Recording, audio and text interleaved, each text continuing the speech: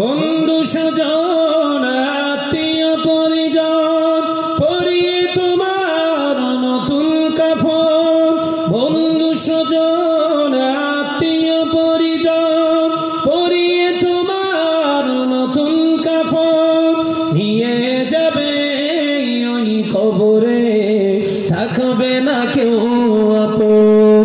একই দিন তোমারই নাম মসজিদে হবে এলান, একই দিন তোমারই নাম মসজিদে হবে এলান। আল্লাহুম্মা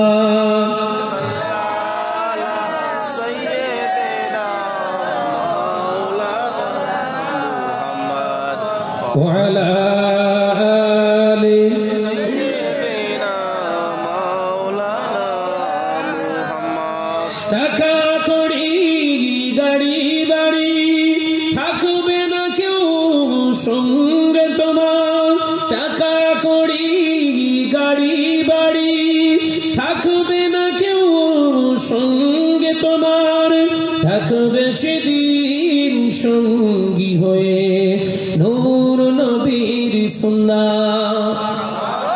জোরে হবে না নারায়ে তাকবীর। দুনিয়া জমিনে টাকা পয়সা ধন সম্পদ আনা হয়েছে বাবা, সব ফেলে রেখে চলে যেতে হবে। আজরাইল যখন এসে জানটা কবজ করে নিয়ে চলে যাবে, সাদের দেখো সাদের জামা কাপড় গহনা গাটি সব পড়ে রয়ে যাবে। আজরাইল নিয়ে পালিয়ে যাবে। হঠাৎ মাইকে এলান হবে আগামীকাল জোহর বা শাহনাজ ভাইয়ের জানাজা হবে। যুবকেরা গোসল করিয়ে দিয়ে তিনটি সাদা পোশাক আমাকে পরিয়ে দেওয়া হবে। একটা পোশাকের নাম পীরঘাট, যে পিরানে সেলাই থাকবে না, যে পিরানে কোনো বোতাম থাকবে না, কোনো পকেট থাকবে না, পকেট বিঘিন সেলাই বিঘিন আমাকে একটা পিরান পরিয়ে দিয়ে আরো দুটি লেফাফা লম্বা লম্বা সাদা দাঁত ডবল করে জড়িয়ে দেবে।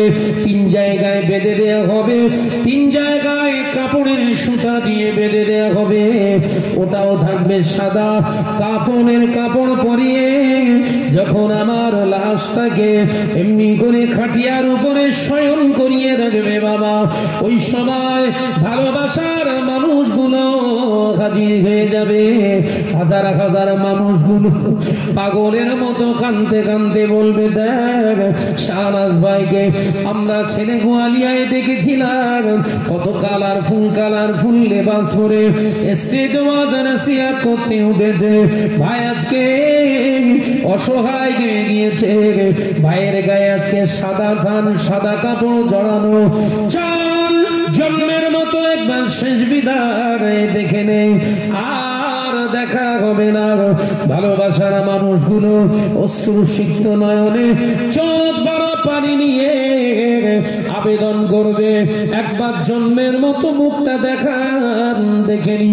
কখন কাপড়ের মুখের দিকটা খুলে দিয়ে যখন মুখটা করে দেখানো হবে, হাজার হাজার ভালোবাসার মানুষগুলো কেঁদে কেঁদে বলবে, দেখ শাহনাজ ভাইয়ের কাছ থেকে সব খুলে নেওয়া সম্ভব হয়েছে, কিন্তু শাহনাজ ভাই যেমন মুখ ভর্তি দাড়ি মোবারক নিয়ে ওয়াজ করতেন, সেটা এখনো কাফনের ভিতরে আছে। একবার জোরে হবে না নারায়ে তাকবীর। কবরেতে সঙ্গী হবে নূর নবীর সুন্নাত। জোরে হবে না একই দিন তোমারই নাম মসজিদে হবে এলান, একই দিন তোমারই নাম মসজিদে হবে এলান। তৈরি থেকো তৈরি রেখো কবরের মাল সামান। জোরে হলো না একটু ঝেড়ে বলে, একই দিন তোমারই নাম মসজিদে হবে আল্লাহুম্মা সাল্লি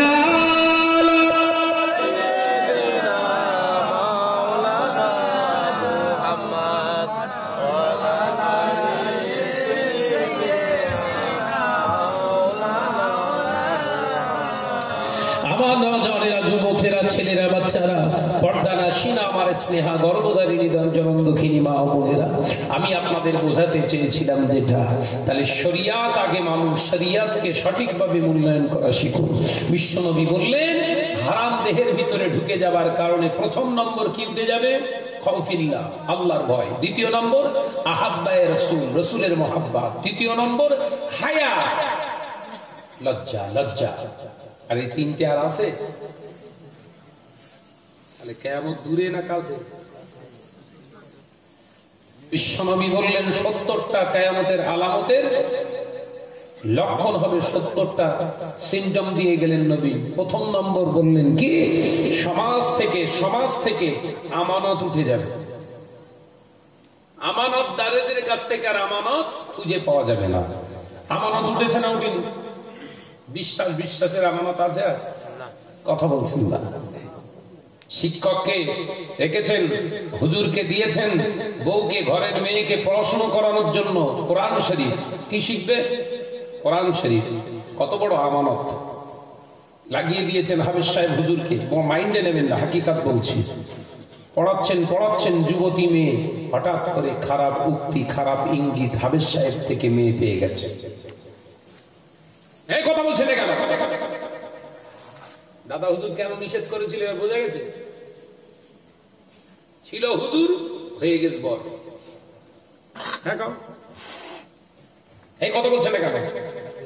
ছিল কি হুজুর, এখন হয়েছে কি বর। কি করবি কর,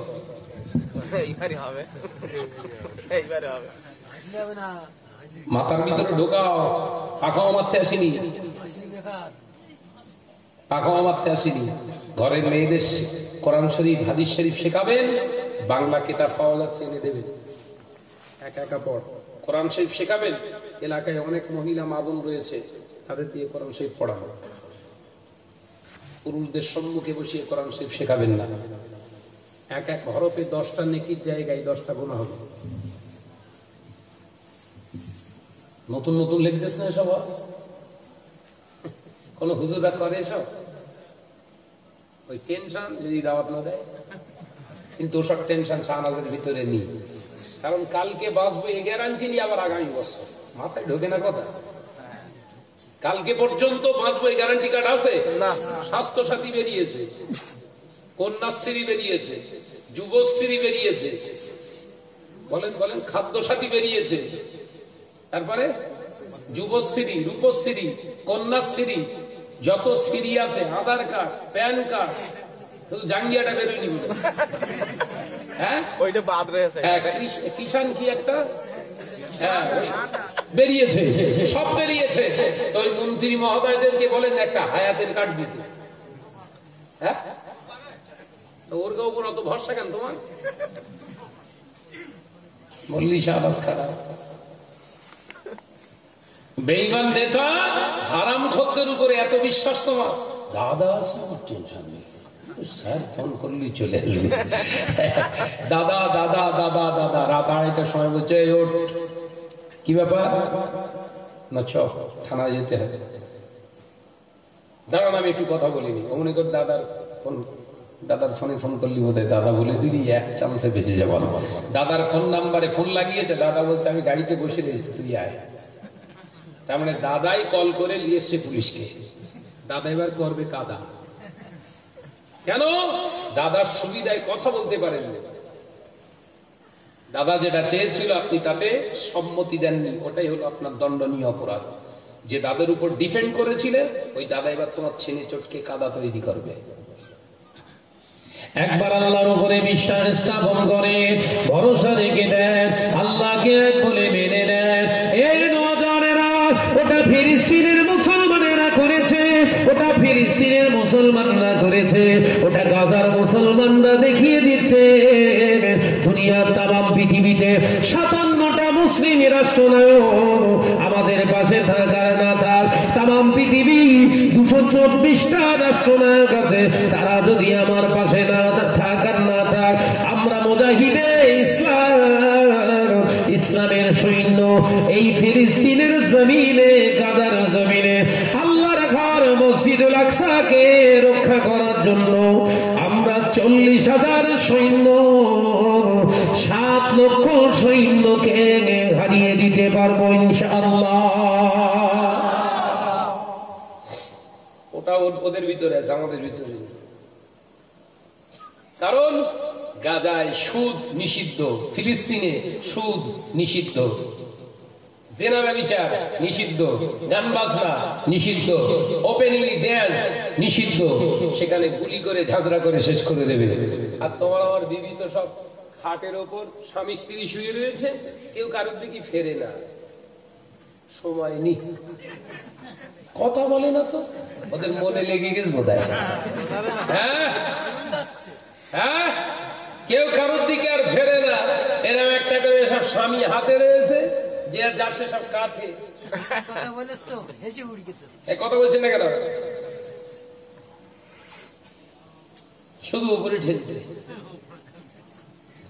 ফজরের আযান হচ্ছে, আসসালাতু খায়রুম মিনান নাওম।